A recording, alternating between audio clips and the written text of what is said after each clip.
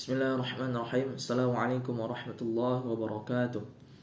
Alhamdulillahi rabbil alamin. Wassalatu wassalamu ala asyrafil anbiya'i wal mursalin wa ala alihi wa sahbihi rasulillahi ajma'in. Amma ba'du. First, allow me to introduce myself. My name is Khairul Ikhsan.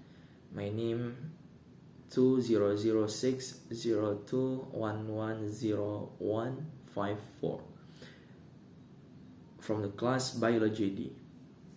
Okay, my friends, on this occasion I will make a video of the final semester exam for the FIQH course. I will answer 5 questions that have been presented by my lecturer, Mr. Munirul Abidin, MAG. Please happy watching.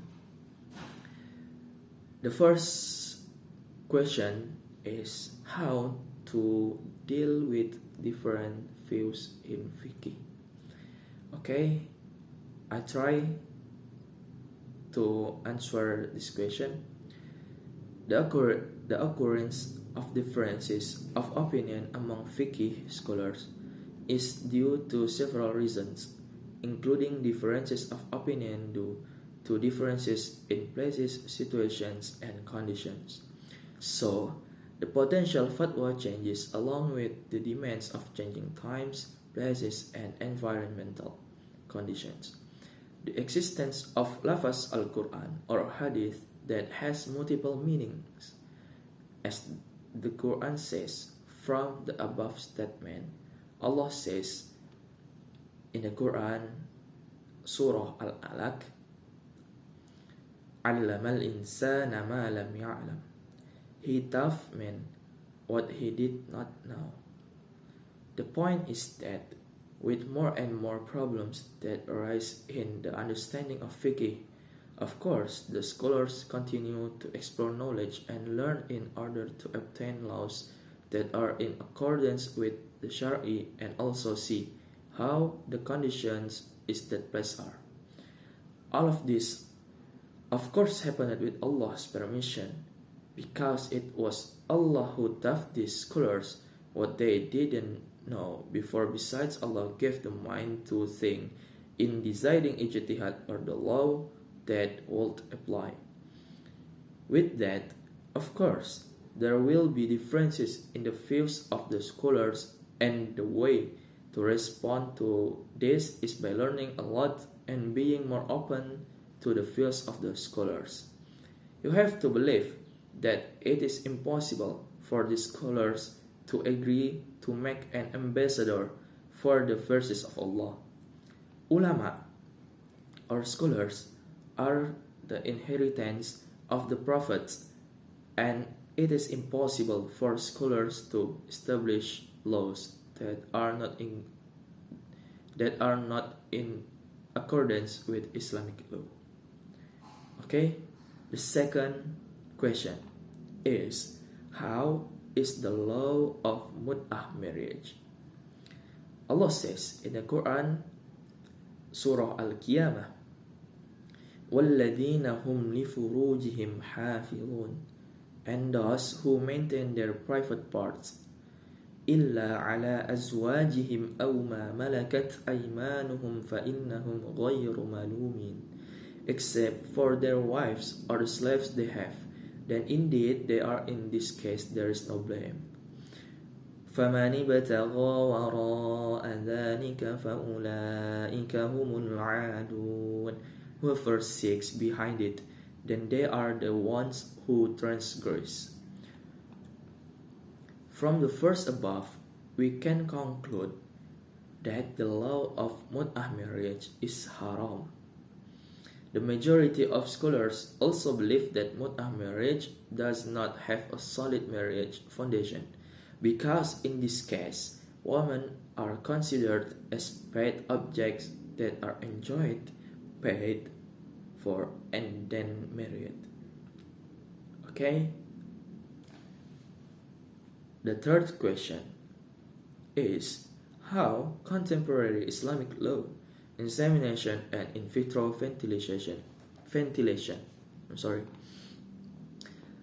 My answer is Majelis Tarjih Muhammadiyah in its Congress in 1980 forbids in vitro ventilation with donor sperm.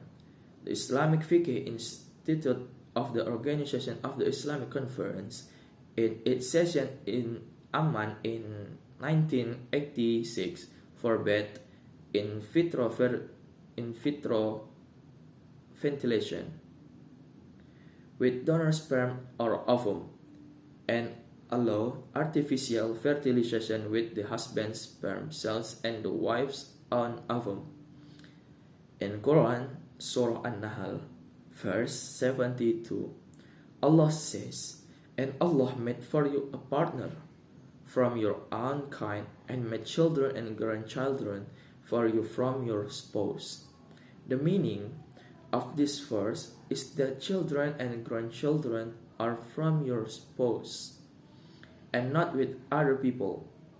This confirms that IVF can be carried out if the fertilization is carried out with the husband's own sperm cells and the wife's own ovum. If not with the husband's own sperm, then it's illegal to inseminate IVF and the law is haram. Okay, Mumtaz. The fourth question is, how is the law of change or surrogate sex? My answer is, Allah says in the Quran, Surah Ar-Rum, which is the meaning, set on the nature of Allah who has created humans according to that nature. There is no change in Allah's creation. That is the strange religion, but most people don't know. The Prophet Muhammad also said in his hadith, which reads, عن ابن عباس رضي الله عنهما قال لعن رسول الله صلى الله عليه وسلم المتشبهين من الرجال بالنساء والمتشبهات من النساء بالرجال. From Ibn Abbas radiallahu anhu, he said, the Prophet Muhammad sallallahu alaihi wasallam said, "Cursed men who imitate women and women who imitate men." The purpose of the above verse and hadith is to explain that it's unlawful to change sex. The cool language is transgender. Transgender is not allowed in Islam, and the law is haram, because it changes Allah's creation. Even the messengers of Allah said that Allah will curse men who imitate women and vice versa. You can't just look like you, especially when it comes to changing genders. The hadith of the apostle in a hard slap for all of us humans in the world that Allah has created us in the best form, so don't change it. Okay, Mumtaz. And the last question is, how is cloning law in Islamic perspective? Okay, my answer is, Allah says in the Quran in Surah Al-Qiyamah, أَلَمْ يَكُونُوا طُفَةً مِّن مَّنِيٍّ يُمْنَى. Wasn't he, man, first a drop of semen that was shed into the womb? ثُمَّ كَانَ عَلَقَةً فَخَلَقَ فَسَوَّى. Then the semen became a clot of blood. Then Allah created it and perfected it. فَجَعَلَ مِنْهُ الزَّوْجَيْنِ الذَّكَرَ وَالْأُنثَى. Then Allah made from it a pair, male and female.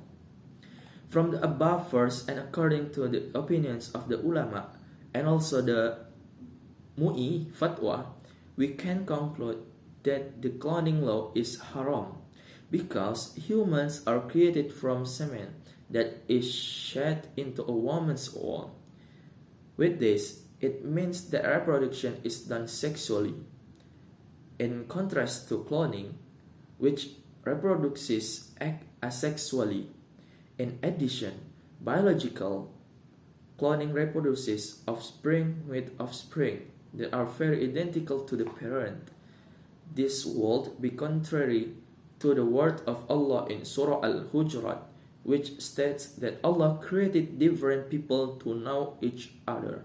If cloning is still carried out, then there will be no more differences in the order of human's life, and it deviates from religion. In addition, for the lineage of the descendants, we will not know where the child came from, and it will be a prolonged conflict. Okay, my friend, I think that's enough video from me. Thank you for watching my video that I present. Sorry if there are many shortcomings and my mistakes, and shukran. Wassalamualaikum warahmatullahi wabarakatuh.